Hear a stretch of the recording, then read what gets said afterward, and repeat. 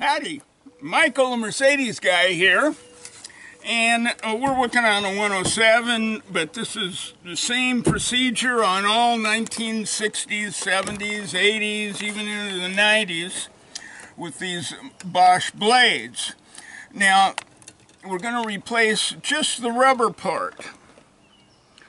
So, a good idea is to just have a piece of plywood there with a soft cloth underneath it. In case this arm snaps down, we don't want to break the windshield. Okay, on these original Bosch wipers, there's a spring clip and holes on this side that the clip goes into. So you have to release that with a small screwdriver like so. Then you can push the blade holder off. Okay, so there's that clip.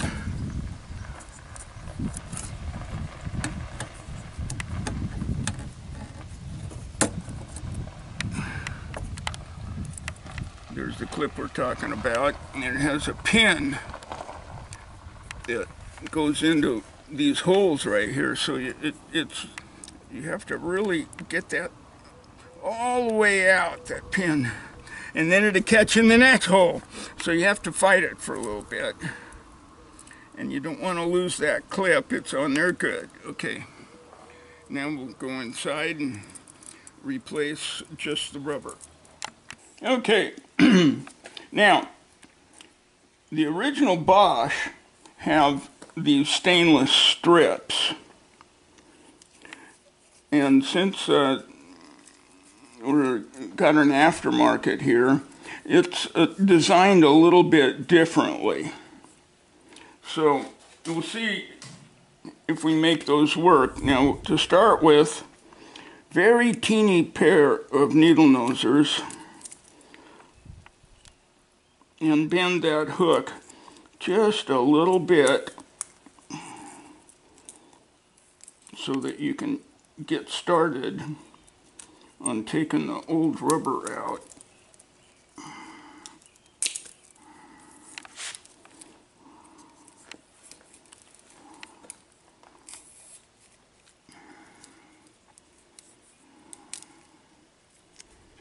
And by pulling the rubber out of the strips, it doesn't lock at the end because it has those little tabs that lock, those cutouts, I mean.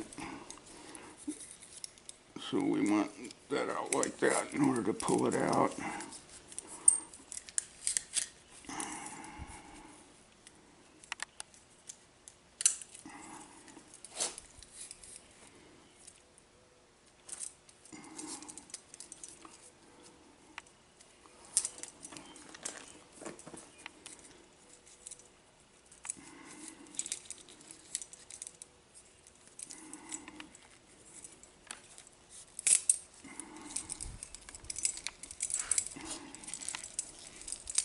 Okay, now usually I reuse these strips, but let's just take a look at this and see if this will actually perform. Let's do a test. I'm not that keen on that. But the fact is, the way this rubber is designed, as you can see, this is much narrower. This is much wider, the original. So we're going to be better off to keep this hard plastic and simply bend these slightly to make up for the narrower width. As you can see, it's a bit narrower. Okay, now notice that this pin is offset in the slot. The larger part goes towards the nut on the arm. And this replacement has this stainless lock. You want that lock towards the arm for it to stay on properly. So these will slide in here pretty easily because, of course, it's narrower. And as you can see, we've got a bit of play that we need to make up for by pinching those closed a little bit.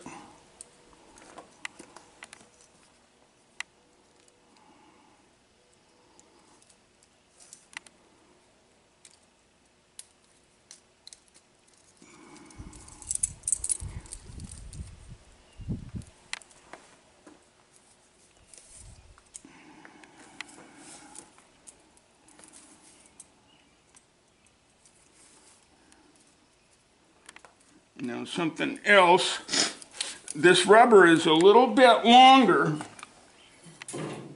than your original, which we may have to trim, maybe not. Okay, now the last part here is a bit tricky. What I like doing is just opening this up a little bit so I can slip that out. Then start this opposite end in.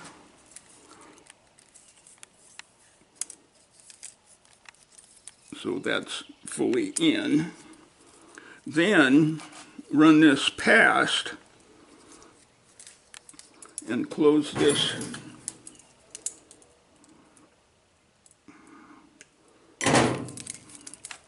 Then get it on the slot and thus. Now, what we want to do, because it's narrower, is pinch those closed a little bit. Okay, so we can only pinch it so much. You don't want to pinch it too much because you don't want it to bind. So you do need this to be able to move freely. So you need to carefully squeeze and check. And this is important because you don't want this coming out of the blade holder or to scratch your windshield. So I'm testing, I'm squeezing a little bit and testing. And as you can see, it's still loose.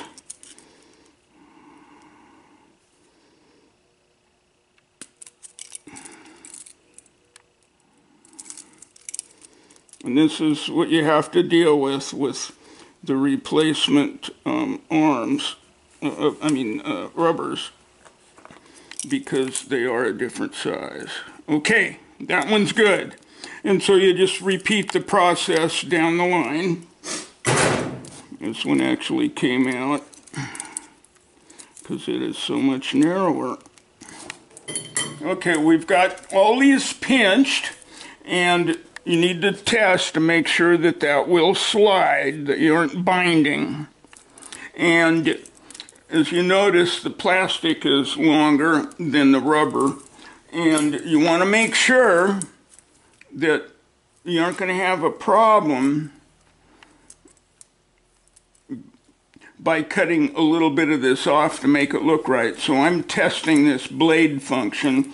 It's locked at this end, but I'm pushing it all the way that way, and then bending this back a bit in case the wind catches your blade. So we're okay to trim this off. Make it look a little nicer. So we're ready for the installation.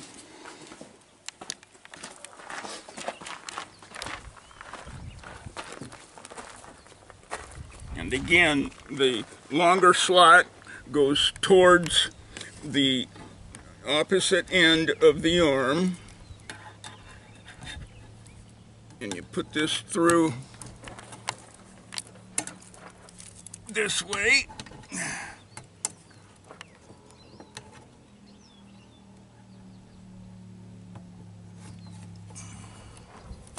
And then compress the spring a little bit because it's got to be compressed to go all the way. There we go, all the way. And that's done.